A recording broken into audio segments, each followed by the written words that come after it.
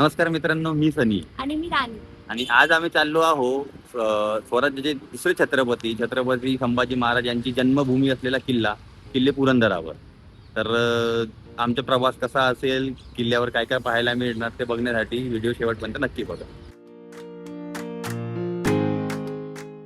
पुण्यापासून आपला प्रवास सुरू करून आम्ही निघालो होतो सासवडच्या दिशेने.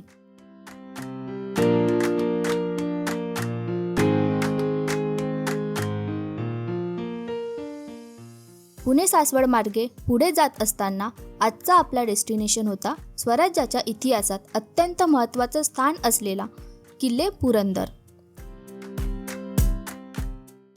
रस्त्याच्या दोन्ही बाजूंचा निसर्ग आणि हळूहळू जवळ येणारं सह्याद्री.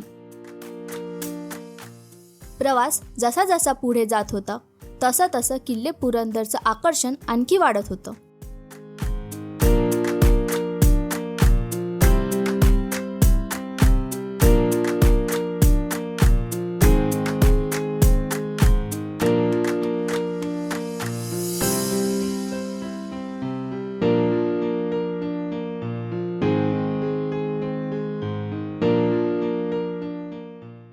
इथून पुढे सुरू होतो किल्ल्याकडे जाणारा घाट रस्ता. वळणावळणाचा हा रस्ता पार करताना एक गोष्ट मात्र जाणवते. आपण आता फक्त एका पर्यटन स्थळी जात नाहीये, तर इतिहासाच्या एका महत्त्वाच्या पर्वाकडे जातोय. हा घाट रस्ता पार केल्यानंतर आम्ही अखेर पोहोचलो किल्ल्याच्या प्रवेशद्वाराजवळ. किल्ले पुरंदरावर सध्या लष्कराचं प्रशिक्षण केंद्र असल्यामुळे इथे प्रवेश करताना काही नियमाचं पालन करणं आवश्यक आहे. प्रवेशद्वारावर तुमचं ID प्रूफ सोबत असणं खूप महत्त्वाचं आहे. ID शिवाय तुम्हाला किल्ल्याच्या आत प्रवेश मिळणार नाही. त्यामुळे पुरंदरला येण्याचा प्लॅन करत असाल तर ID प्रूफ सोबत ठेवायला अजिबात विसरू नका. पार्किंग करून पुढे गेल्यावर समोर दिसतो मुखी टाका. पुरंदरच्या इतिहासातील एक अतिशय महत्त्वाची आठवण म्हणजे 1657 मध्ये याच पुरंदरच्या भूमीवर स्वराज्याचे युवराज आणि छत्रपती शिवाजी महाराजांचे ज्येष्ठ पुत्र छत्रपती संभाजी महाराजांचा जन्म झाला. म्हणूनच पुरंदर हा फक्त एक किल्ला नाही, तर छत्रपती संभाजी महाराजांच्या जन्माशी जोडलेली एक ऐतिहासिक भूमी आहे. पुरंदरच्या इतिहासाची आणखी एक वेगळी बाजू म्हणजे या किल्ल्यावर आजही ब्रिटिश काळातील 2 जुन्या चर्चच्या वास्तू पाहायला मिळतात. एका किल्ल्यावर मराठ्यांचा इतिहास आणि त्याच भूमीवर ब्रिटिश काळाच्या खुणा. पुरंदरचा इतिहास किती वेगवेगळ्या काळातून गेला आहे याचीच ही एक झलक. पण पुरंदरचा इतिहास सांगताना एक नाव निघालं नाही तर पुरंदरची कहाणीच अपुरी राहील. ते नाव म्हणजे वीर मोरारबाजी देशपांडे.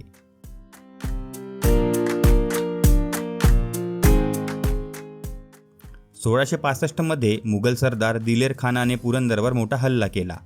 त्यावेळी किल्ल्याच्या रक्षणाची जबाबदारी होती मोरारबाजी देशपांडेंवर. संख्या आणि सैन्यबळाने शत्रू मोठा होता, पण मोरारबाजींनी माघार घेतली नाही. अत्यंत शौर्याने त्यांनी शत्रूशी सामना केला.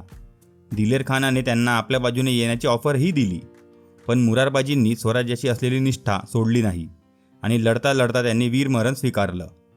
म्हणूनच आजही पुरंदरच्या या मातीमध्ये मोरारबाजींच्या शौर्याची आणि स्वराज्य निष्ठेची आठवण जिवंत आहे.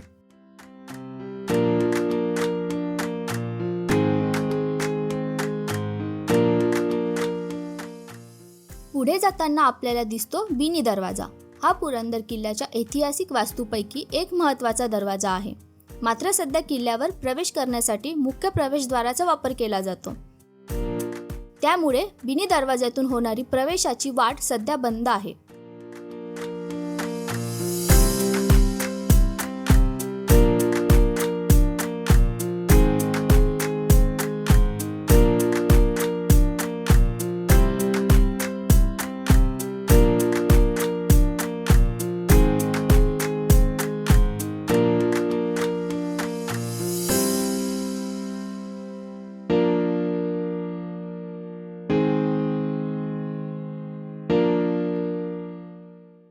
बिनी दरवाजाकडून पुढे गेल्यावर समोर दिसतं एक प्राचीन शिवमंदिर.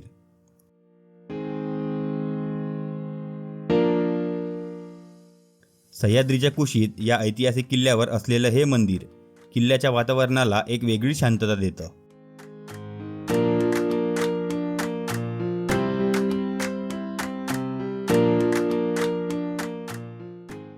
किल्ल्याचा सर्वात उंच भाग म्हणजे बालेकिल्ला आणि याच बालेकिल्ल्यावर आहे केदारेश्वराचं प्राचीन मंदिर.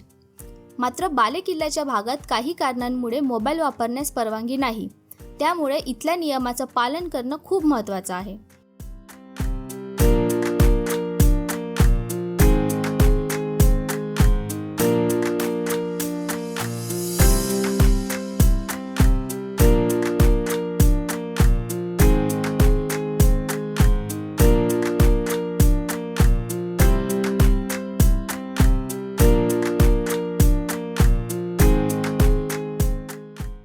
आणि शेवटी आम्ही पोहोचलो छत्रपती संभाजी महाराज वंदनस्थळी.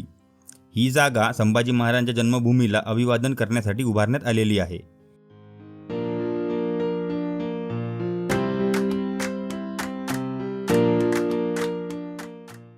इथे महाराष्ट्रातील अनेक ऐतिहासिक किल्ल्यांची छायाचित्र आणि त्यांच्याबद्दलची थोडक्यात माहिती पाहायला मिळते.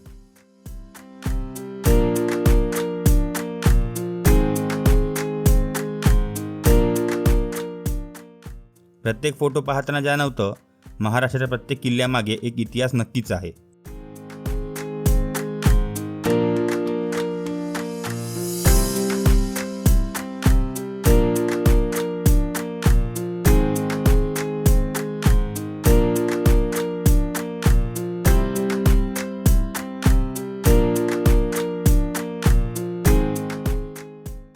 आमचा हा पुरंदर फोर्ट ब्लॉग तुम्हाला आवडला असेल तर व्हिडिओला लाईक करा, शेअर करा आणि चॅनलला सबस्क्राईब करायला विसरू नका. पुन्हा भेटूया एका नवीन ठिकाणी एका नवीन प्रवासासोबत. तोपर्यंत जय जय शिवराय. शिवराय.